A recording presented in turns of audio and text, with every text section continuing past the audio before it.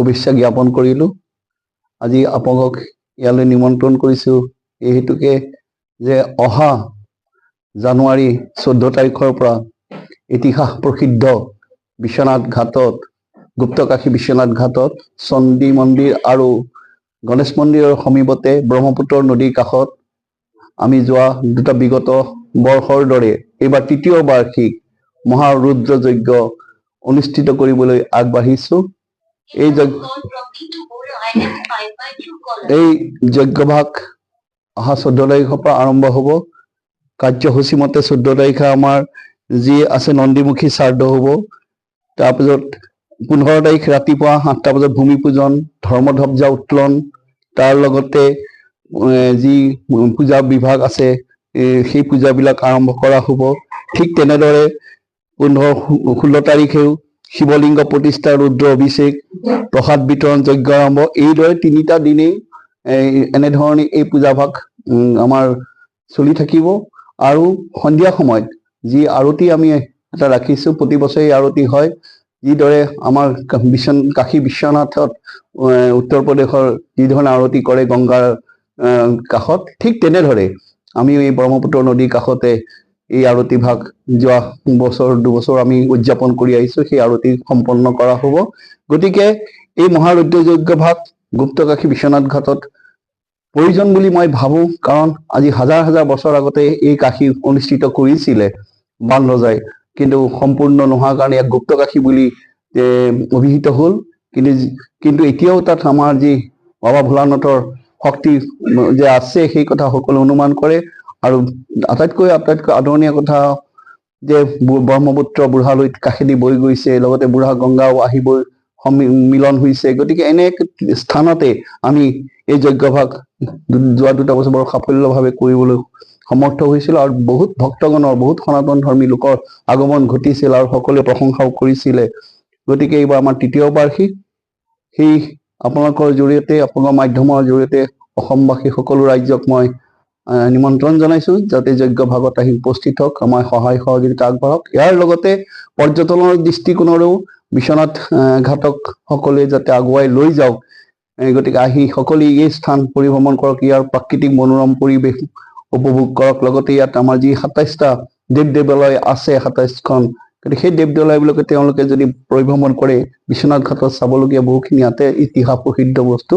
গতিকে আপোনালোকৰ মাধ্যমৰ জৰিয়তে সকলোকে মই আহ্বান জনাইছোঁ যাতে এই মহাৰুদ্ৰ যজ্ঞ ভাগ আহি আপোনালোক আহক আৰু সুন্দৰভাৱে উপভোগ কৰক আৰু সকলোৱে ইয়াত আশীৰ্বাদ প্ৰাপ্ত হওক। এইখিনি মোৰ বক্তব্য আপোনালোকৰ লগত ৰাখিছোঁ। আৰতি যে অনুষ্ঠিত হ'ব, আৰতি কৰিবৰ কাৰণে ক'ৰবাৰ পৰা নাই, আমাৰ এই গোটেই যজ্ঞভাগ কৰে বৈদিক যি আমাৰ মহৰ্ষি বিদ্যাপীঠত শিক্ষা গ্ৰহণ কৰে, ইয়াৰ নহয় উত্তৰ প্ৰদেশৰ, তাৰে সকলো যিসকলে বেদক জ্ঞান লৈছে তেওঁলোকে সৰুতে ওলাই যায়। প্ৰায় 4-5 বছৰ বয়সতে তেওঁলোকে আশ্ৰমত তেওঁলোকে ভৰ্তি হয় আৰু তেওঁলোকে পুৰা 4খন বেদৰ জ্ঞান লয়। সেইকাৰণে সেই বেদক জ্ঞানৰ মাজেৰে এই মহাৰুদ্ৰ যজ্ঞ ভাগ অনুষ্ঠিত হয়। তাৰ লগতে এই যি আৰতি ভাগ কৰা হয়, ঠিক সেই গংগাৰ যিটো আৰ্হি আৰতি, সেই আৰ্হিৰে আমি ইয়াত ব্ৰহ্মপুত্ৰৰ ওচৰত এই আৰতি কৰোঁ। আমাৰ দৈৱদীদেৱ মহাদেৱৰো আৰতি হয়।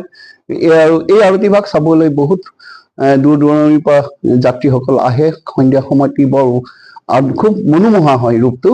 গতিকে সেই ধৰণে আমি আৰতি ভাগ প্ৰতি দুবছৰে উদযাপন কৰি আহিছোঁ। প্ৰতি বছৰে যে আপোনালোকে মহাৰুদ্ৰ যজ্ঞ অনুষ্ঠিত কৰিছে বিশ্বনাথ ঘাটত, নহয়, উদ্দেশ্য মানে ইমান এটা সুন্দৰ পীঠস্থান য'ত শক্তি আছে, সকলো অনুভৱ কৰে, দূৰ দূৰণি যাত্ৰী আহিছে।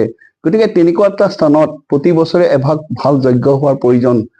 ইতিমধ্যে আপোনালোকে গম পাইছে আমাৰ গুপ্তেশ্বৰ য'ত শিঙৰিটো খুব সুন্দৰভাৱে অলপ দিনৰ আগত তেনেকে মহাৰুদ্ৰ যজ্ঞ হৈ কৰিছিল। গতিকে প্ৰতিটো শিৱৰ য'ত পীঠ আছে বা তেওঁৰ আছে তেনেকুৱা দেৱ দেৱালয় আছে, তাত যজ্ঞ হোৱাটো খুবেই প্ৰয়োজন।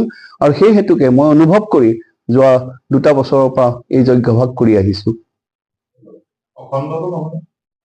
নহয়, যজ্ঞ অখণ্ড নহয়, কিন্তু 3 দিন চলিব। আমাৰ যজ্ঞ আৰম্ভ হয় বিয়লি 3 বজাৰ পৰা বা 2টা বজাৰ পৰা সন্ধিয়ালৈ 5টা বজালৈকে। হয়, যোৱা বছৰৰ দৰে এই বছৰো আমি 1,25,000 দীপ তাত জ্বলোৱাৰ ব্যৱস্থা ৰাখিছোঁ। আৰু সেইটো শেষৰ দিনা কৰা হয় যেতিয়া আমি যজ্ঞ সম্পন্ন কৰা হয়। যজ্ঞ সম্পন্নৰ অন্তত এই 1,25,000 চাকি বন্তি জ্বলোৱা হয়। এই আৰতিৰ পিছতে সেই বন্তি জ্বলোৱা হয়। আৰু ইয়াৰ লগতে আমি ব্ৰহ্মপুত্ৰ নদীতো বহুত প্ৰায় 1,000-2,000 চাকি আমি নদীত উটুৱাই দিওঁ, যিটো বৰ খুব সুন্দৰ দৃষ্টি হয়, মানে মনোৰম দৃশ্য এটা উপভোগ কৰিব পাৰে ৰাইজে। তেনেধৰণে আমি যিমান পাৰিছো ভক্তিৰ মাৰ্গৰে এই অনুষ্ঠানভাগ উদযাপন কৰি আহিছো। দাদা আপুনি সকলোখিনি কথা ক'লে। যজ্ঞ ৰুদ্ৰ মহাযজ্ঞ, ৰুদ্ৰত যিহেতু ভগৱান শিৱ, হয়, যিহেতু ৰুদ্ৰ মহাযজ্ঞ, এই শিৱৰ কেইবাটাও ৰূপ আছে। এটি ৰুদ্ৰ ৰূপত তেওঁ যেতিয়া মানুহে তেওঁক আহ্বান কৰে, তেওঁ ৰুদ্ৰ ৰূপ এটাও আছে। সেই ৰুদ্ৰৰ মহাযজ্ঞ মানে প্ৰতিটো নিয়মৰে আটাইতকৈ ই মানে খুব সাত্বিকভাৱে এই যজ্ঞ কৰিব লাগে। ই এটা মানে য'ত শক্তিৰ মানুহে আহৰণ কৰিব পাৰে। এই ৰুদ্ৰ যজ্ঞৰ জৰিয়তে মানুহে শক্তি আহৰণ কৰে। আগতে আমাৰ ৰজা মহাৰজাসকলে যেতিয়া যুদ্ধকালীন অৱস্থা হওক বা পৰিৱেশ পৰিস্থিতি যেতিয়া দুৰ্যোগ আহে, তেনে সময়তে এই যজ্ঞবিলাক উদযাপন কৰি আহিছিল। সেইধৰণে আমি কৰোণাকালীনৰ পিছতে এই যজ্ঞ আমি তাত প্ৰথম প্ৰতিষ্ঠা কৰিছিলো।